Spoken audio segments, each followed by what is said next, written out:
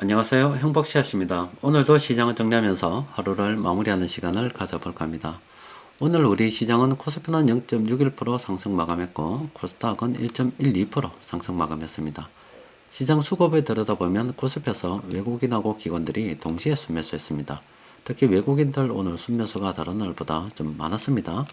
최근 들어서 한 일주일 정도 외국인들 순매도가 많았잖아요. 다시 매수로 딱 전환이 됐습니다. 코스닥은 어제 이어서 오늘도 외국인들이 순매수를 했고 최근 들어서 코스닥 외국인들 수급이 괜찮죠. 세력들이 매집하는 종목, 특히 외국인들이 매집하는 종목들은 계속 관심을 가져봐야 됩니다. 오늘은 금통위에서 우리나라 기준금리 결정을 했습니다. 7번째 연속으로 동결 중인데 기준금리를 동결할 때마다 한국은행 총재께서 나와서 하시는 말씀이 지켜보자 이런 이야기입니다. 이걸 무엇을 지켜보느냐. 지금 가계대출은 이번 달 들어서 좀 증가폭이 둔화됐지만 계속 대출이 늘었어요. 저거는 대출을 갖다가 늘은 거 억제하려고 그러면 금리를 올려야 되겠지요. 이자 부담을 팍팍 줘야 대출을 안 낼 거 아닙니까? 이거는 대출을 올려야 되는 거고. 또 여러분들 뭐 돌아다니다 보시면은 소비가 안 좋다, 돈이 잘 안 돈다 이런 이야기 많이 하잖아요. 저도 오늘 제 친구한테 전화를 해봤어요. 친구가 세무사무소를 하는데 거기에 전화해보면 제일 빠릅니다. 걔들은 계속 장부를 만지고 실제 사람들이 얼마나 버는지를 갖다가 그 누구보다도 빨리 하는 사람들이에요.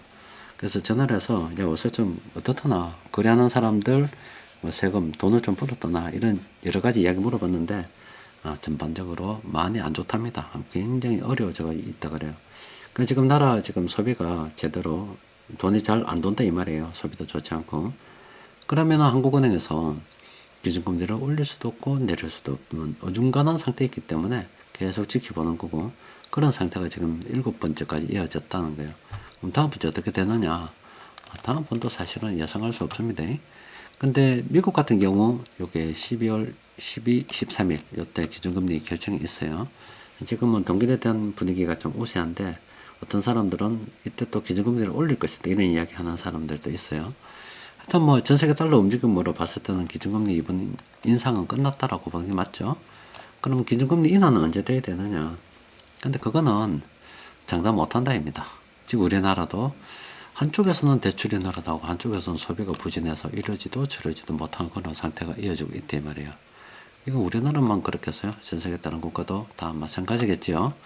그러니까 계속 어중간한 상태, 계속 물가도 좀 걱정도 되고 또 침체도 걱정이 되고 좀 풀어버리면 대출이 늘어난 것도 걱정이 되고 뭐 이렇게 되다 보니 아마 통화 정책이 예전보다 좀 제한적이지 않을까 싶어요. 또 그리고 방향은 높이는 쪽으로 많이 가지 않을까 싶은데 지금 돈이 많이 풀렸고 물가를 2%딱 잡으려고 그러니 물가는 돈이 많이 풀렸기 때문에 지금 돈가치가 떨어져서 항상 자꾸 위로 치고 오르잖아요.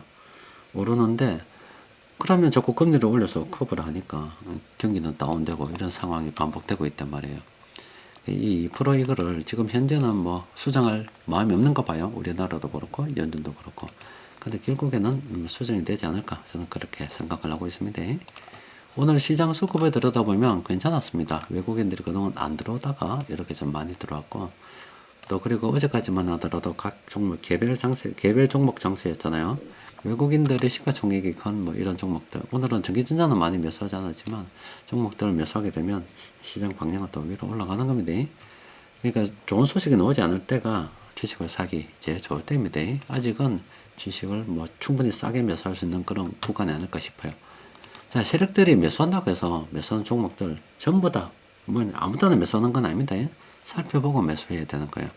오늘 세력들이 13종목 이렇게 순매수를 했는데 보니까 일단 SK하이닉스 우리는 이때부터 지켜봤어요. 그죠? 이전부터 사실 있었지만 이때 우리가 봤을 때 이렇게 좀 조정이 되었으면 좋겠다 했는데 이 조정 없이 바로 날아가 버리니까 이거는 보고도 못 먹는 겁니다. 나눠야 되는 거에 따라가면 안 됩니다. 삼성물산 같은 경우는 괜찮습니다. 그런데 이것도 단기간 좀 올라 버렸어요. 이것도 좀 이렇게 떨어졌다가 참가면 참 좋은데 지금은 접근하기 좀 그래요. 좀 더 지켜보세요. 삼성 SDS 같은 경우도 이것도 마찬가지예요. 지금 둔화구간이기 때문에 이건 매수에 대해서 이제 생각하면 안 되는 거예요. 그러니까 여러분들 시장 마감 시장 계속 봐서 아시겠지만 상승 추세 평범한 구간 이때쯤 이 삼성 SDS 마감 시향이 분석이 됐었어요. 그때 매수했어야 됩니다. 지금은 아닙니다. 그리고 종건당 같은 경우도 지금 못 들어갑니다. 종건당은 상승 평범이 언제였냐면 이 부분이었어요. 그죠? 이 부분도 마찬가지였습니다. 이 부분 때 들어갔었어야지 지금은 들어가는 거 아닙니다. 그리고 한샘 같은 경우는 우리가 앞서 본 종목들과 같이 SK하이닉스나 삼성물산처럼 그런 게 아니라 딱 올랐다가 이렇게 눌림목을 딱 주죠. 이게 진짜 매수하기 참 좋죠. 요런 요런 흐름 보여주면 참 요때 들어가기 참 좋은데, 하나 조심해야 될 게 뭐냐면, 요즘 같은 경우 소비가 잘 안 된다, 이런 말은 돈이 잘 돌지 않는다는 겁니다. 그럼 기업들도 현금 흐름에 문제가 있을 수가 있어요. 그래서 여러분들께서도 투자를 결정하기 전에 마지막 최종 단계에서는 반드시 현금 흐름에 대해서 꼭 검토를 해 봐야 됩니다. 그 현금 흐름표 보는 방법 여러분들께 그동안 많이 알려드렸죠. 혹시나 모르시는 분들을 위해서 이 동영상 끝에 제가 하나 링크해 드리겠습니다. 자, 기준금리가 동결됐어요. 우리 한국은행은 이러지도 못하고 저러지도 못하고 있는 그런 상태입니다. 하여튼 지금 현 시점에서 나오는 여러 가지 뉴스들은 좋지 않은 뉴스들만 계속 나오고 있어요. 그런데 이래 멀리 보게 되면 안 좋은 소식이 나올 때가 좋을 때입니다.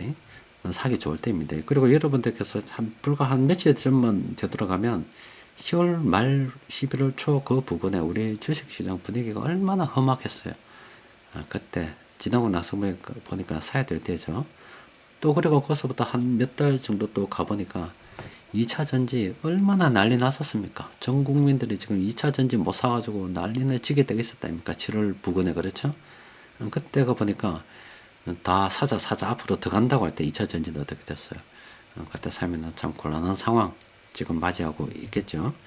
주식 투자는 대중과 반대로 가는 게 맞고, 지금은 또 생각해 보면 대중과 반대로 가기 참 좋은 시기입니다. 안 좋은 뉴스들이 많이 나올 때가 좋은 시기예요.